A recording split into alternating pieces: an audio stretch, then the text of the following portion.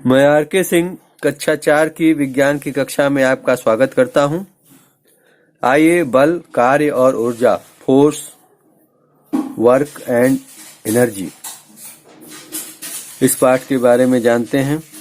आप चित्रों को ध्यान से देखिए। चित्र में एक लड़का फुटबॉल पर किक मार रहा है और यही फुटबॉल गोलकीपर के द्वारा रोकी जा रही है। फुटबॉल को रोकने और अन्य कार्यों को करने में बल लगता है। बल के द्वारा किसी भी वस्तु को धकेला या खींचा जा सकता है। हमें साइकिल चलाने के लिए पैडल पर बल लगाना पड़ता है और उसे रोकने के लिए ब्रेक पर बल लगाना पड़ता है। बल किसी वस्तु में गति पैदा कर सकता है एवं गतिशील वस्तु को रोक सकता है। जब कोई खिलाड़ी फुटबॉल पर किक मारता है तो फुटबॉल विराम अवस्था से गतिमान अवस्था में आ जाती है। जब दूसरा खिलाड़ी उसे रोकता है तब उसकी गति धीमी हो जाती है और फिर फुटबॉल रुक जाती है। बल किसी भी वस्तु में गति पैदा करने एवं उसे रोकने के लिए प्रयोग किया जाता है। बल वस्तु की दिशा और गति बदल सकता है। बल के प्रकार क्या है, आइए जानते हैं। Type of force. सबसे पहला प्रकार है पेशीय बल यानी कि मस्कुलर फोर्स। मनुष्य और जंतुओं द्वारा जिस बल का प्रयोग किया जाता है उसे पेशीय बल कहते हैं। अर्थात मनुष्य और जंतुओं के पेशियों द्वारा जो बल प्रयोग किया जाता है उसको पेशीय बल कहते हैं। एक रिक्शे को खींचने में मानव पेशीय बल का प्रयोग करता है। दूसरा है यांत्रिक बल यानी मैकेनिकल फोर्स। हम कठिन कार्यों को मशीनों द्वारा सरलता से कर लेते हैं। मशीनों द्वारा जो बल लगाया जाता है उसे यांत्रिक बल कहते हैं या मैकेनिकल फोर्स कहते हैं। घर्षण बल तीसरा। जो बल गतिमान वस्तु को रोकता है उसे घर्षण बल कहते हैं। गतिमान वस्तु घर्षण बल के कारण ही रुकती है और घर्षण बल के कारण ही मानव और जंतु सभी वस्तुएं जो भी गति करती हैं पैरों और पृथ्वी के बीच और उन वस्तुओं और पृथ्वी के बीच के घर्षण बल के कारण ही वो चल सकती हैं, दौड़ सकती हैं और गति कर सकती हैं। अगर घर्षण बल न हो तो वस्तुएं फिसल जाएं, गति सुचारू रूप से नहीं हो पाएगी। इसके बाद है गुरुत्व बल, ग्रेविटेशनल फोर्स। पृथ्वी सभी वस्तुओं को अपनी ओर खींचती है। आसमान की ओर फेंकी गई वस्तुएं पृथ्वी के गुरुत्वाकर्षण बल के कारण ही पृथ्वी पर वापस आ जाती हैं। ऐसे बल को गुरुत्वीय बल कहते हैं। इसके बाद है चुंबकीय बल, मैग्नेटिक फोर्स। लोहे की वस्तुएं चुंबक की ओर चुंबकीय बल के कारण ही खींचती हैं। इसके बाद प्रत्यास्थ बल। कुछ वस्तुओं में खींचने और दबने के बाद अपने मूल रूप में आने की क्षमता होती है, जैसे रबर, स्प्रिंग आदि। ऐसा बल जिसके कारण वस्तु वापस अपनी मूल अवस्था को प्राप्त कर लेती है उस बल को प्रत्यास्थ बल कहते हैं। कार्य क्या होता है? विज्ञान में कार्य शब्द का अर्थ हमारे जो प्रतिदिन के प्रयोग किए जाने वाले शब्द से थोड़ा अलग है। विज्ञान की भाषा में कार्य का मतलब है बल का प्रयोग करके किसी वस्तु को धकेल कर या खींचकर एक स्थान से दूसरे स्थान तक हटाना या उसकी गति में परिवर्तन करना या उसकी गति में वृद्धि करना या उसके आकार में परिवर्तन करना है। हवाई जहाज का आकाश में उड़ना या भार का उठाया जाना, दरवाजा खोलना, भोजन करना सभी कार्य होने के उदाहरण है, क्योंकि इसमें वस्तुओं का स्थान में परिवर्तन हो रहा है। विज्ञान में किसी वस्तु पर बल लगाने पर भी यदि वस्तु अपने स्थान से नहीं हटती है तो हम ये कहते हैं कि कार्य नहीं हुआ। तो कार्य होने के लिए बल लगाने के बाद वस्तुओं की स्थिति में परिवर्तन होना चाहिए, अर्थात विस्थापन होना चाहिए। अब मशीन के बारे में जानते हैं। सिंपल मशीन यानी साधारण मशीन।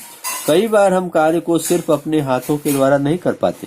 जैसे आप मैदान में एक बड़े पत्थर को अपने हाथों से नहीं हटा सकते, परंतु कार्य को मशीन द्वारा आसानी से किया जा सकता है। मशीनें कार्य को सरल बनाती हैं एवं कार्य करने की गति को बढ़ाती हैं। हम प्रतिदिन चाकू, कैंची, पेचकस आदि कई साधारण मशीनों का प्रयोग करते हैं। ये सब साधारण मशीनें हैं, आप ध्यान से देख लें। ठीक, चाकू, कैंची, पेचकस। जटिल मशीनें, कॉम्प्लेक्स मशीन, रोड रोलर,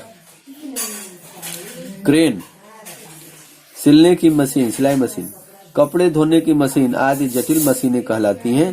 साधारण रूप से जटिल मशीनें फैक्ट्रियों या बड़े कारखानों में प्रयोग की जाती हैं। मानव ऊर्जा क्या है वो देखें। मानव, जंतु, मशीन आदि सभी कार्य करते हैं। कार्य तब होता है जब वस्तु पर बल लगाया जाता है, परंतु सब कार्यों को करने के लिए ऊर्जा की भी आवश्यकता होती है। ऊर्जा के बिना सभी कार्य रुक जाते हैं। कार्य करने की क्षमता को ऊर्जा कहते हैं। मानव एवं जंतुओं को ऊर्जा भोजन से प्राप्त होती है। मशीनों को ऊर्जा पेट्रोल, डीजल आदि से प्राप्त होती है। ऊर्जा के विभिन्न रूप क्या हैं वो जानते हैं। उसमें ऊर्जा सूर्य से प्राप्त होती है। ऊष्मा के कारण ही पृथ्वी पर जीवन संभव है। लकड़ी, कोयला, पेट्रोल और प्राकृतिक गैसें सब महत्वपूर्ण ईंधन है। इन्हें जलाकर ऊष्मा प्राप्त की जाती है। उसमें ऊर्जा भोजन पकाने, पानी गर्म करने आदि के काम आती है। ऊष्मा के बिना मानव, जंतु और पेड़ पौधे जीवित नहीं रह सकते। इसके बाद पेशी ऊर्जा यानी मस्कुलर एनर्जी। मानव एवं जंतु दोनों सभी प्रकार के कार्यों को करने के लिए पेशी ऊर्जा का प्रयोग करते हैं। यह ऊर्जा मानव तथा जंतुओं की पेशियों में एकत्रित रहती है। हमारी उंगलियां चारों ओर सरलता से सिर्फ पेशी ऊर्जा के कारण ही घूमती हैं। साइकिल चलाते समय हम अपने पैरों की पेशी ऊर्जा का प्रयोग करते हैं। इसके बाद विद्युत ऊर्जा यानी इलेक्ट्रिकल एनर्जी के बारे में आइए जानते हैं। विद्युत ऊर्जा सबसे अधिक उपयोगी ऊर्जा है। इस ऊर्जा को विभिन्न प्रकार से प्रयोग किया जाता है। विद्युत ऊर्जा को तार के द्वारा आसानी से एक स्थान से दूसरे स्थान पर पहुंचाया जा सकता है।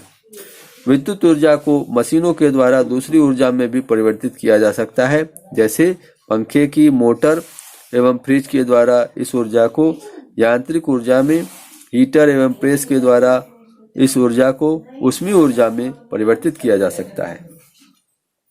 इसके बाद पवन ऊर्जा, आप यहाँ देखें पवन चक्की है।